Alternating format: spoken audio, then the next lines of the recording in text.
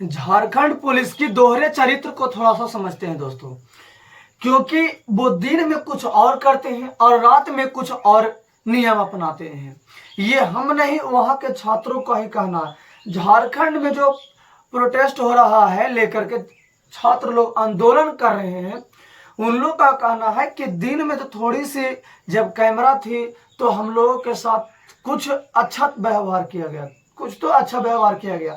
जब देखे कि अंधेरा छा रहे हैं और कैमरे दूर होते जा रहे हैं, तो वो पुलिस अपनी रवैया में आ गया। लोगों को कहा जाता है कि जो 150 मीटर दूर खड़ा था उन लोगों को भी पीटा गया। ये आंदोलन हो रहा है क्यों, थोड़ा सा इस पर समझ लेते हैं। तो ये आंदोलन हो रहा है जेपीएस, जिसमें हम लोग बिहार वासी तो बीपीएस ही होता है ना, और उसी झारखंड में होता है जेपीएस, जेएसएससी, जिसे हम लोग का बिहार में होता है बिहार एसएससी, तो वहां पर होगा जेएसएससी। हम लोग को होता है बीपीएससी, तो वहां पर झारखंड तो जेपीएससी होता है। यानी इस दोनों परीक्षा में कहा जाता है, छात्रों का कहना है कि धांधली हुआ है, धांधली हुआ है, पेपर लीक जैसी समस्या हुआ है, जिसको लेकर छात्र अपनी मांग रख रहे हैं कि इस पर सरकार से हम बात करना चाहते हैं, ये हुआ क्यों। लेकिन सरकार किसी का सुनता है। आपने देखे होंगे दिल्ली के लाल किला पर कि लोग किस तरीका को मुद्दा भटकाने का काम किए, धार्मिक से जोड़े उस आंदोलन को।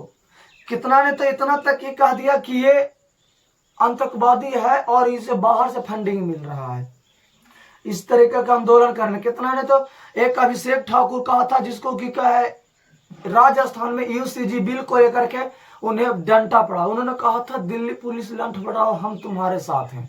और जब खुद के ऊपर लगा तो वो खुद नारा दे रहे थे कि जब जब मोदी डरता है पुलिस को आगे करता है।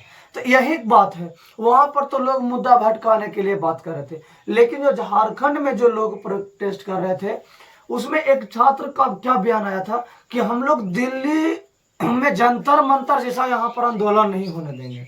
अरे भाई, तो दिल्ली में तो कम से कम ये थी कि सब पार्टियां, कम से कम उसे राजनीतिक पार्टियां जो थी वो काफी हद तक दूर रही और उसे इग्नोर भी करते रह गए। आपके वाला में तो बीजेपी की पार्टी एंट्री मार चुकी है, आपके में तो बीजेपी की पार्टी एंट्री मार चुकी है। वहां तो कम से कम तटस्थ थे, बोले थे कि नहीं, उन लोगों से अच्छा प्रदर्शन। क्या प्रदर्शन था? ये एक आंदोलन 3 ठिया बिखरा हुआ है, एक आंदोलन 3 जगह हो रहा है। कुछ लोग अलग मतभेद है, वो अपना झोपड़ी पट्टी बना करके अपने छाड़ करके वो अलग प्रोटेस्ट कर रहे हैं। कुछ लोग अलग कर रहे हैं, कुछ लोग अलग कर रहे हैं। यानी जब आपसी में ही मतभेद है, यहाँ का प्रोटेस्ट ही कुछ अलग है। लेकिन चलिए कोई बात नहीं, जब जैसा भी हो रहा है, एक छात्र हित के लिए अच्छे ही हो रहे हैं।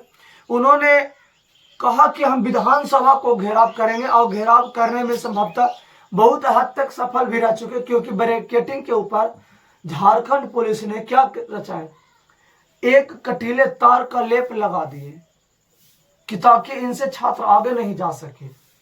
बताइए, लेकिन वो बैरिकेडिंग तोड़कर भी छात्र आगे पहुंचे। परिणाम वही हुआ, फिर लाठी चार्ज हुआ, वो वापस आए। देखिए आज का क्या होता। आज का एक बीजेपी की नेता था जिन्होंने कहे कि आज हम लोग रांची को बंद रखेंगे।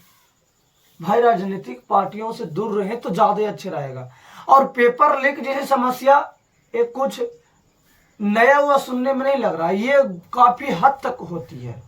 पेपर लीक जैसी परीक्षा के मतलब कहानी, जो बड़े बड़े पद होते हैं वो कहीं ना कहीं किसी पूंजीवादी लोगों के फैमिली को दे दिया जाता है, पढ़ने वाले को कहाँ मिलता है। पेपर लीक तो होते ही रहता है।